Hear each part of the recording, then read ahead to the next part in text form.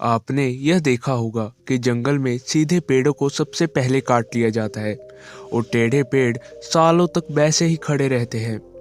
जिंदगी में क्यों ज़्यादा अच्छे बने रहना हमारी जिंदगी को बर्बाद कर सकता है, आइए इस कहानी से समझते हैं। बात उस समय की है जब गुरुकुल में शिक्षाएं हुआ करती थी।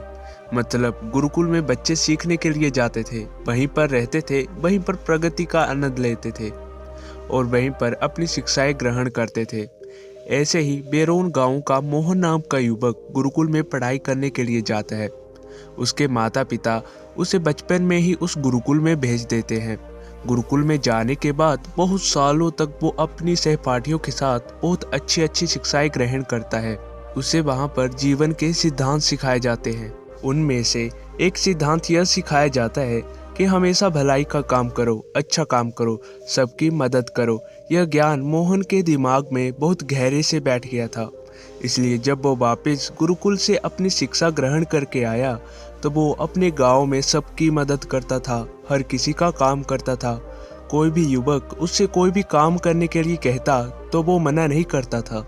लेकिन जैसे जैसे समय बीतता गया, एक दिन उसने अपने कानों से छुपकर सुना कि गांव के कुछ युवक उसका मजाक बना रहे हैं और सब कह रहे हैं कि वो तो फायदा उठाने के लिए है, उसके तो मजे लो मजे, उससे तो काम करवाओ। वो किसी भी काम को मना नहीं करता और किसी के भी काम को मना नहीं करता है।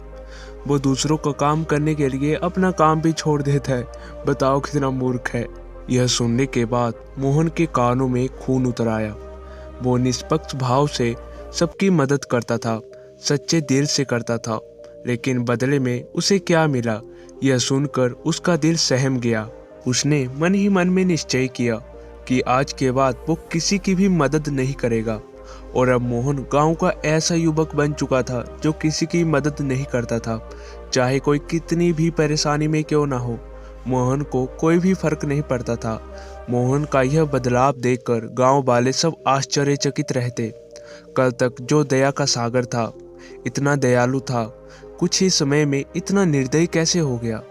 यह देखकर उसके माता पिता को भी उसकी बहुत चिंता हुई। उन्होंने अपने बेटे से पूछा, बेटा ऐसी क्या बात हो गई, तुम इतना क्यों बदल गए हो। तो मोहन ने कहा, हाँ, इस जमाने में किसी की भलाई करके कुछ हासिल नहीं होता, यह बात मैं महसूस कर चुका हूँ। मैंने जीवन में जितनी भी गुरुकुल से शिक्षाएं ग्रहण की थी वो सारी शिक्षाएं बेकार चली गई, वो व्यर्थ हो गई, क्योंकि ये संसार किसी का नहीं है। यहाँ सच्चे दिल से किसी की कोई भी मदद कर दे उसको उसको बेवकूफ़ समझा जाता है। और यह कहते कहते मोहन वहीं पर रोने लगा और इसके बाद मोहन बहुत परेशान रहने लगा। उसके माता पिता पहले वाला मोहन चाहते थे, वो वही मोहन चाहते थे जो सब लोगों की मदद करता था। लेकिन उनका बेटा कहीं दूर निकल चुका था। दिन ब दिन हालात और भी गंभीर होते गए। एक दिन उनके माता पिता को पता चला कि पड़ोस के गांव में एक बौद्ध भिक्षु आए हुए हैं और वो मानव स्वभाव के बारे में बहुत सी बातें बता सकते हैं। इसलिए मोहन के माता पिता मोहन को लेकर उस बौद्ध भिक्षु के पास पहुंचे। जब वो उस गांव में घुसते हैं तो एक औरत एक बौद्ध भिक्षु को बहुत जलाकटा सुना रही थी। वो उसको कह रही थी कि कुछ शर्म नहीं आती, भीख मांगने के लिए आ जाते हैं, सुबह सुबह अपना काम तो करते नहीं हैं और दरवाजे पर आकर खड़े हो जाते हैं, और पता नहीं ऐसी क्या क्या बातें। लेकिन बौद्ध भिक्षु तो भिक्षा मांग कर ही खाते हैं, उन्हें तो सब कुछ ही सहना पड़ता है। इसलिए वो बौद्ध भिक्षु एकदम शांत खड़ा हुआ था, उसमें क्रोध का भाव तिनका मात्र भी नहीं था। और जब उस भिक्षु को उस घर से भिक्षा नहीं मिली तो वो दूसरे घरों की तरफ निकल गया। ये सारा दृश्य मोहन भी देख रहा था। इसके बाद उसके माता पिता उस गांव के लोगों से पूछकर उस बौद्ध भिक्षु के ठिकाने पर पहुंचते हैं। वहां पर पहुंचकर वह देखते हैं कि यह वही भिक्षु था जो गांव से भिक्षा मांगकर वापस लौट आया था, जो गांव में भिक्षा मांग रहा था, जिसे वो औरत जली कटी सुना रही थी। उसे देखने के बाद मोहन उसके माता पिता ने उन्हें प्रणाम किया और वो वहीं पर बैठ गए। उसके बाद मोहन के माता पिता ने सारी परिस्थिति उसे बयां कर दी। उन्होंने अपने बेटे का जिक्र करते हुए बताया कि यह हमारा बेटा पहले बहुत दयालु हुआ करता था, सबकी मदद करता था, लेकिन अचानक पता नहीं ऐसा क्या हुआ है कि अब ये किसी की भी मदद नहीं करता है। इसके सामने कोई मर क्यों नहीं रहा हो, तब भी ये बिल्कुल भी उसे पानी तक ना पिलाए। ऐसा स्वभाव हो गया है इसका। हम यह समझ नहीं पा रहे हैं यह बदलाव अचानक से हुआ कैसे। इससे पहले कि वो बौद्ध भिक्षु कोई जवाब देता, वो औरत जो गांव में उस भिक्षु को जली कटी सुना रही थी, वो अपने बेटे को लेकर वहीं पर पहुंच गई और हाथ जोड़कर उस भिक्षु से प्रार्थना करने लगी कि मेरा बेटा बहुत बीमार है। अचानक इसे बुखार आया और गांव के लोगों ने बताया कि आप ही इसकी मदद कर सकते हैं। कृपया करके मेरे बेटे को ठीक कर दीजिए। यह सुनकर वो बौद्ध भिक्षु तुरंत उसके उपचार में लग गया और कुछ ही देर बाद औषधियाँ देने के बाद वो बच्चा बिल्कुल स्वस्थ हो जाता है। यह सब देखकर वो औरत उसे कुछ भिक्षा देकर प्रणाम करके वापस लौट जाती है। यह सारा दृश्य मोहन भी देख रहा था। मोहन के मन में यह सवाल उठ रहा था और जब वो उस सवाल का कोई जवाब नहीं ढूंढ पाया तो उसने उस बौद्ध भिक्षु से पूछा, शायद आपने पहचाना नहीं, यह वही औरत थी जो आपको जली कटी सुना रही थी, जो गांव में आपको भिक्षा देने से मना कर रही थी। शायद आपने उसे पहचाना नहीं तो आप उसकी मदद करते ही नहीं। यह सुनकर वो बौद्ध भिक्षु मुस्कुराने लगता है। उसके बाद वो बौद्ध भिक्षु मोहन को बताता है कि दूसरों की अच्छाई करने से कुछ अवस्थाओं में दुख मिलता है, लेकिन अगर तुम कर्मों का सिद्धांत समझ लेते हो तो अच्छाई और बुराई इसके सारे भेद तुम्हारे सामने स्पष्ट हो जाएंगे। मैं भली भांति जानता था कि ये वही औरत है। मैं बिना किसी ईर्ष्या का भाव रखते हुए वही किया जो मेरा कर्तव्य था। जब आप किसी की भलाई या किसी की अच्छाई बिना किसी लालच के करते हो, बिना किसी बदले के करते हो, वही अच्छाई होती है। लेकिन अक्सर हम लोग जब किसी की मदद करते हैं तो हमारे मन में यही भावना बन जाती है कि बदले में वो इंसान भी मेरी मदद करे। लेकिन ज़रूरत पड़ने पर जब वो हमारी सहायता नहीं करता तो हमें दुख होता है।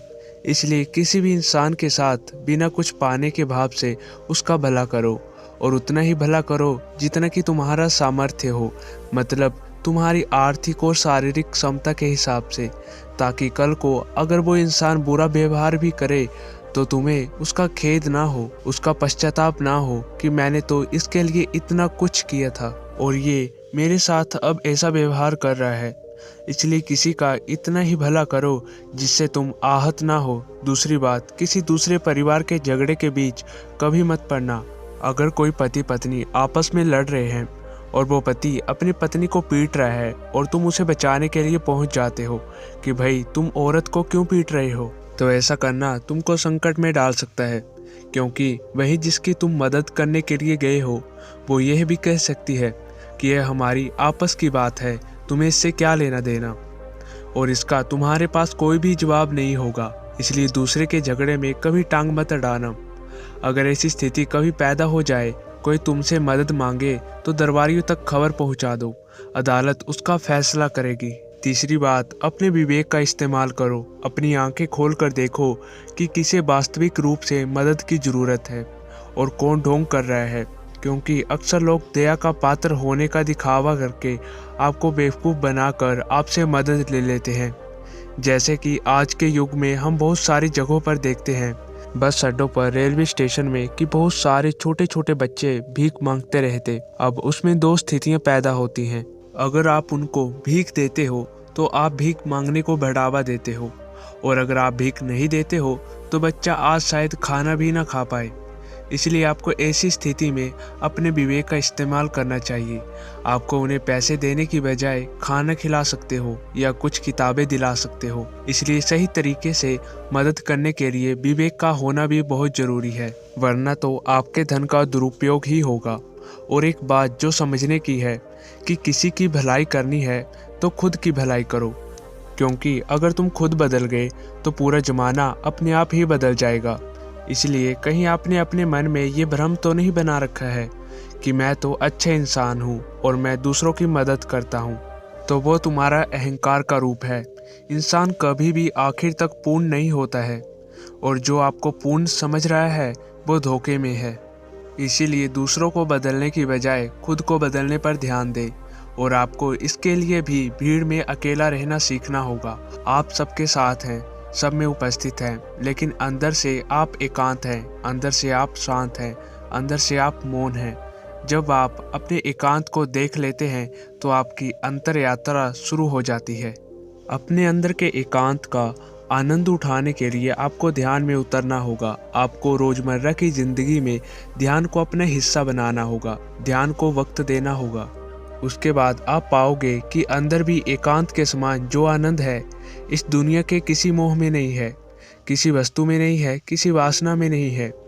नदी के किनारे पड़ा हुआ छोटा सा पत्थर भी उस नदी के बहाव में कट कट कर बहुत मुलायम हो जाता है। उसमें कोई दरार, कोई कोना नहीं बचता है।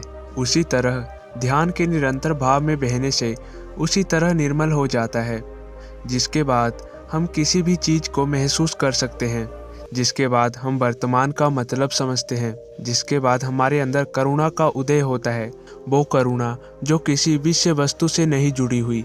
इसीलिए दोस्तों, आज से ही अपनी अंतर यात्रा चालू कर दें, अपने जीवन के आनंद को पहचानें, क्योंकि इंसान की ज़िंदगी बहुत छोटी सी होती है। पता नहीं कब आखिरी सांस आ जाए।